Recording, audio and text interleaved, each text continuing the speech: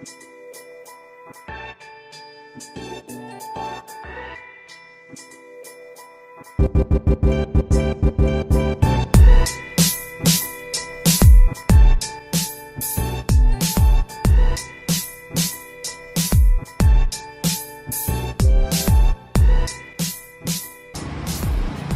kita sudah sampai di kebunnya. Wow, banyak pipa ya guys ya.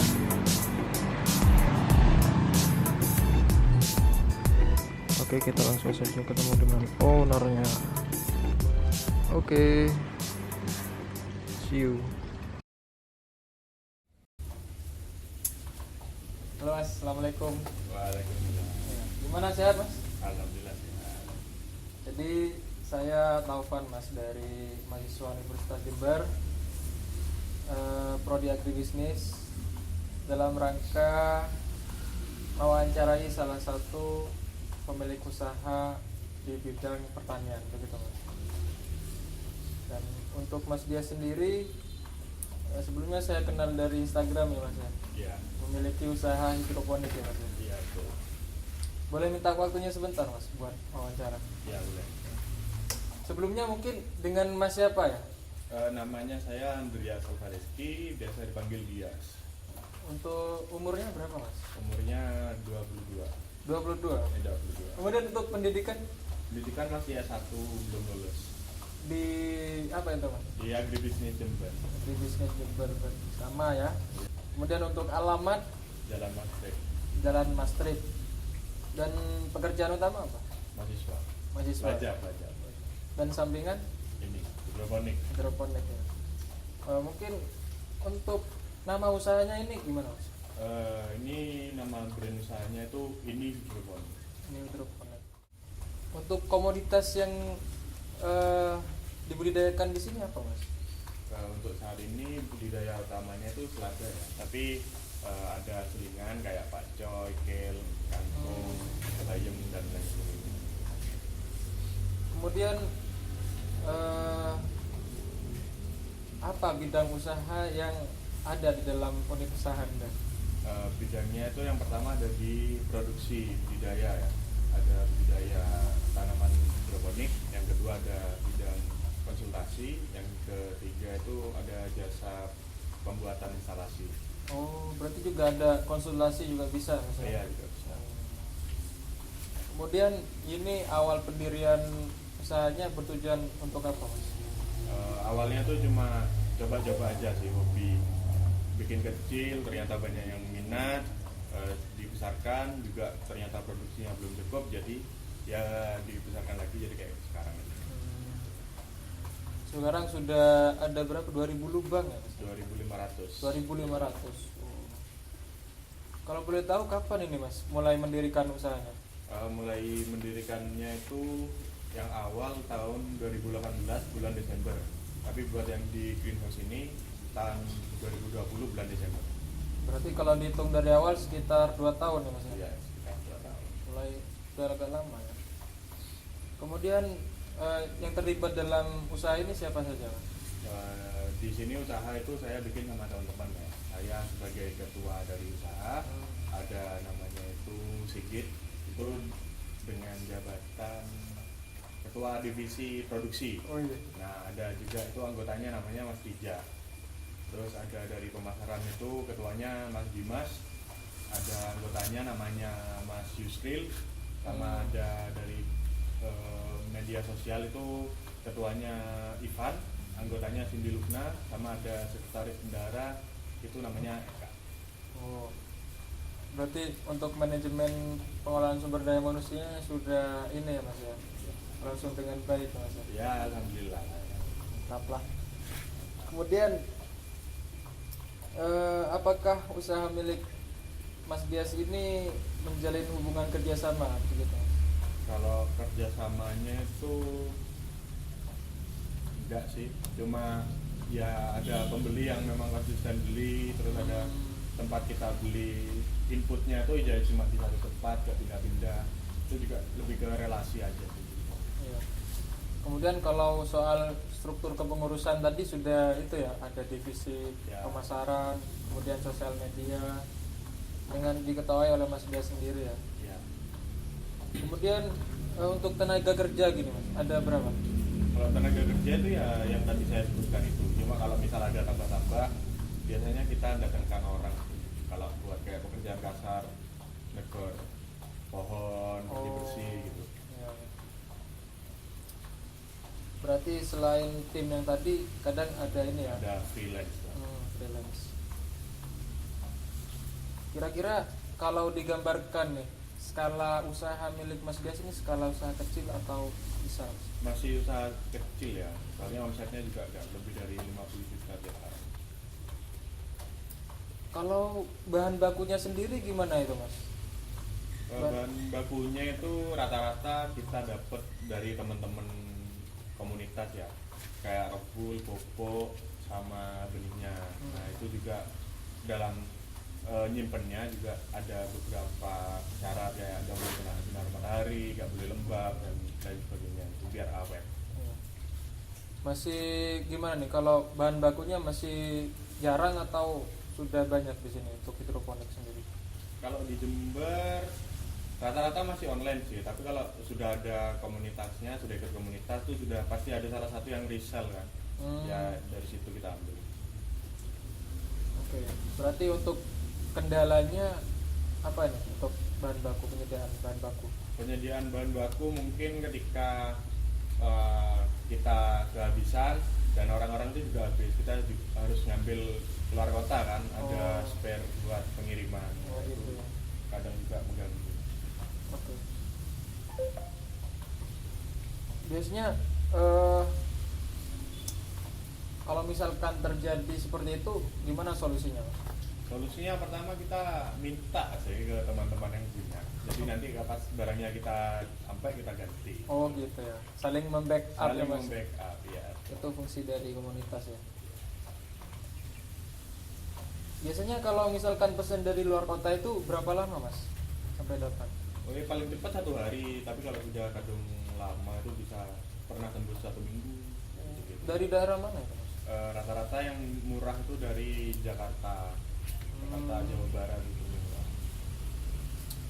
Berarti via ini ya Mas, cara mendapatnya Iya. lewat marketplace ya. Marketplace. Untuk penyimpanan bahan baku gimana Mas? Ya, bahan bakunya ini juga sudah ada ruang bagian gudang kayak gudang produksi ya, itu sudah disesuaikan juga dari suhu, kelembapan, sama nggak ada hewan-hewan yang merusak terus itu juga sudah aman. Berarti aman ya Mas ya. Alhamdulillah aman. Kemudian untuk output Mas yang dihasilkan dari unit usaha ini gimana? Outputnya itu yang pertama ya jelas produk hidroponiknya ya. Terus juga ada beberapa kita partner sama komunitas kayak Karang Taruna buat kita sosialisasi pelatihan. Ada juga dari kayak lembaga-lembaga pendidikan ya, SD, SMP itu juga ada. Berarti selain kita berorientasi pada profit juga ada edukasi di sini ya Mas ya? Iya, ada edukasi.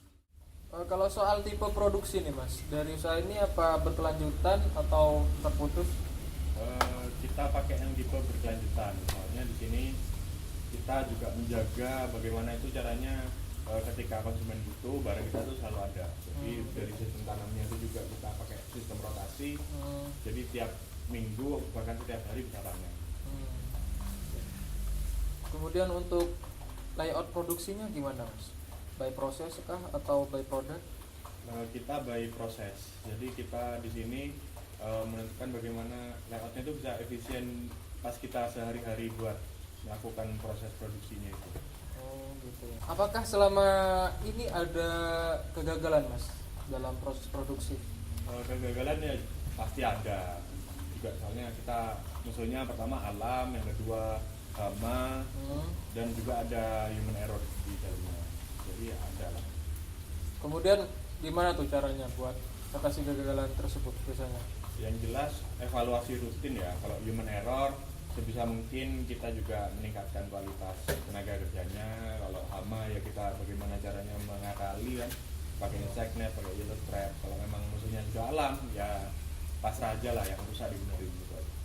Gitu. Kemudian untuk saat ini nih, teknologi apa saja yang sudah digunakan dalam proses produksi? Teknologinya kayak dalam penanganan hama sih yaitu yellow trap, insect net, sama rencananya habis ini akan ada tanaman refugia Apa dan itu? agen hayati itu, jadi bisa narik serangga. Jadi serangganya tuh gak ke sayurnya tapi ke tanaman refugianya itu. Gitu ya. Kalau dari apa lagi ya? Kalau dari Sistem budidaya Pak? sistem budidayanya Teknologi. ya, teknologi pompa ya itu aja. Seperti hidroponik pada umumnya. Ya, itu pada umumnya. Kemudian bagaimana nih Mas hasil teknologi produksi yang digunakan dalam hasil ini perusahaan? Kalau dari sisi serangan hama itu efektif ya, soalnya memang angka persebaran hama dan OPT-nya itu turun drastis setelah diaplikasikan itu kan. Gitu. Juga produksinya tambah bagus lah kan, kualitasnya. Oke. Biasanya nih dalam tadi kan ada berbagai macam ini ya komoditas ya, ada selada, kemudian kale. Itu biasanya harganya biasa berapa Mas? Harga dari selada tuh kita start di 32 ya, jadi nggak ngikuti pasar. Kalau pasar kan kadang sampai 25, kadang sampai 40, kalau kita sepanjang tahun tuh tetap di 32.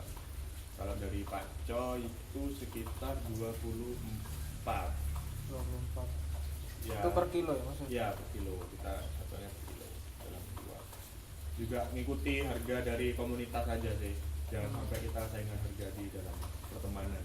Iya, itu sih yang penting. Ya, Dalam usaha ini biaya yang dibutuhkan itu mulai dari biaya produksi barangkali. Berapa? biaya produksi itu kayak total biaya itu ya. Iya. Total biaya kita di sini mulai awal itu habis 17 juta. Itu termasuk biaya investasi dan Ya, sebagainya. investasi. Buat biaya tetapnya itu sendiri sekitar 15 juta sendiri lah. 15 Nah, juta. biaya variabelnya itu diambilkan dari 2 juta dan itu nantinya akan diputar terus dari hasil penjualan. Ya. Kemudian untuk ini Mas, mungkin lebih dirincikan lagi untuk produknya sendiri. Produknya sendiri itu kita pakai rock wool itu harganya 60.000, pakai pupuk harganya 100 kalau nggak salah. Pakai benihnya itu 300 rupiah per pil. Sama sampospat itu sekilonya 50.000. Buat tenaga kerja itu kita Listrik dan lain langsung dari profit tiap bulan, nanti kita langsung bagi 6. Kita lebihkan satu bagian buat kas, nantinya buat pengembangan ya. Iya. Itu dari kas itu nanti juga mengcover listrik sama air. Gitu. Kemudian untuk modal tadi berapa ya Mas? 17 ya? 17 juta itu. Dan untuk keuntungannya sendiri Mas, mungkin per bulan kah atau per tahun? Kira berapa? Kira-kira berapa ya? Nggak ngitung. Cuma rata-rata mungkin per orangnya bisa dapat 1 sampai 2 juta Per bulan. per bulan. Lumayan ya dalam Tergantung kondisi pasar juga sih. masih fluktuatif ya. Masih bisa.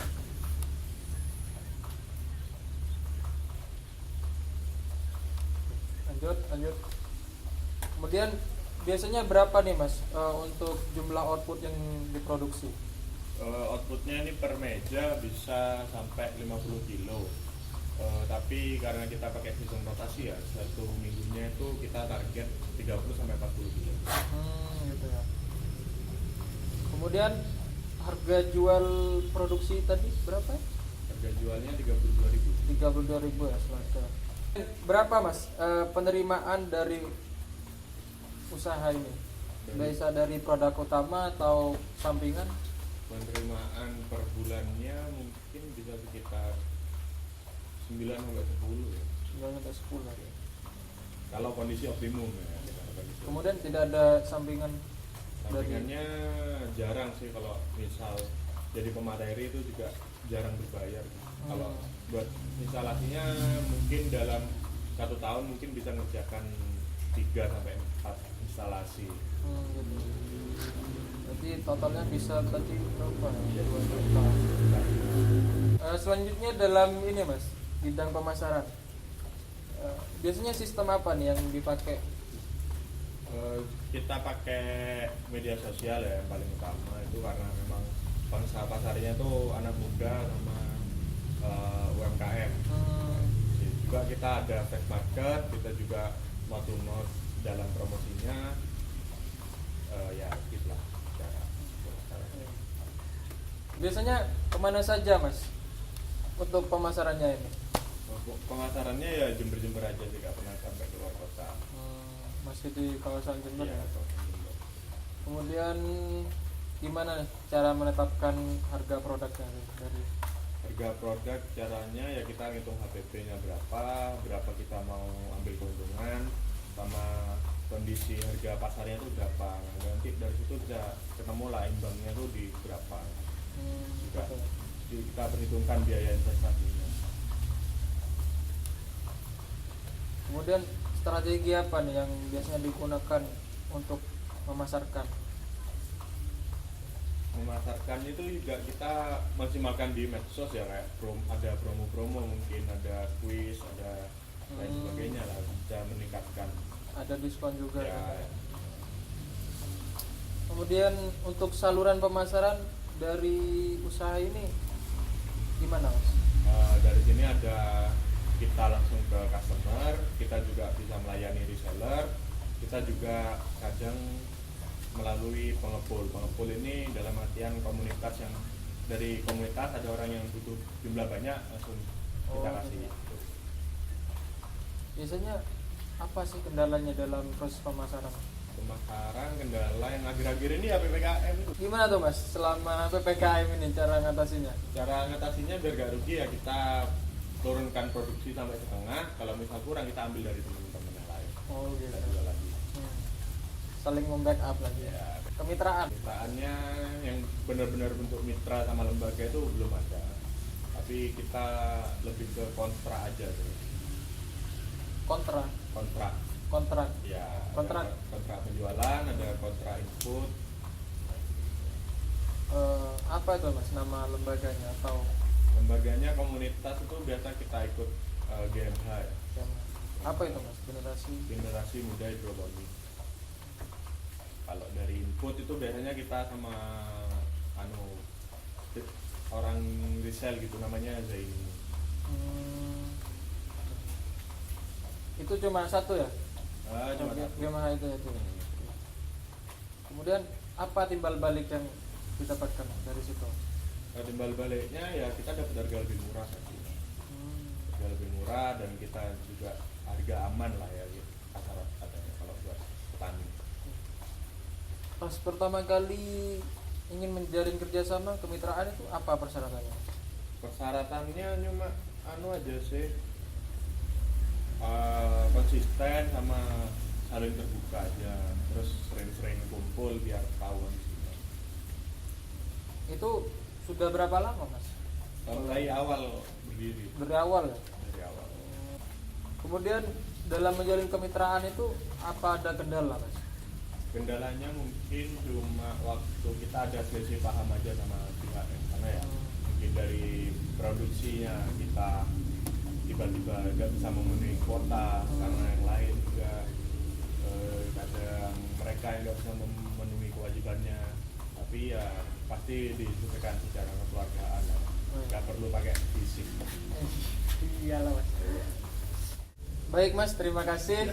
Mungkin itu saja yang bisa saya tanyakan. Terima kasih banyak atas informasinya dan waktunya juga. Semoga usaha milik Mas Dias ini bisa berkembang dan berjalan lancar ke depannya. Terima kasih banyak mas. Ya, Assalamualaikum.